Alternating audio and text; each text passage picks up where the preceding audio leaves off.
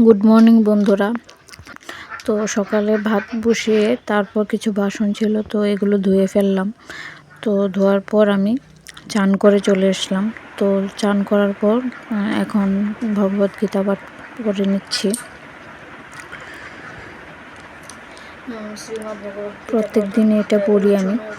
তো গীতা পাঠ শেষ করার পর তো এখন খেয়ে নিচ্ছি ব্রেকফাস্ট। তো এটা একটা ইউনিক ফ্রুটস, সবাই জানো কি না এটার নাম? এটা হচ্ছে চামল। খুবই সুন্দর, খুবই দেখতে। আমার তো ভীষণ ভালো লাগছিল খেতে, একদম ছোট ছোট কোষ হয়। তারপর খেয়ে নিচ্ছি ব্রেকফাস্ট, কাঁঠাল মুড়ি। তোমাকে দুপুরে খাবারটা আর লাঞ্চটা, সকালে ব্রেকফাস্টটা দেখানো হলো না। তো এখন রান্নাবান্না রাতে শেষ হয়ে খাবার শেষ করে একটু দুধ আর কলা সাথে নিয়ে খেয়ে নিচ্ছি।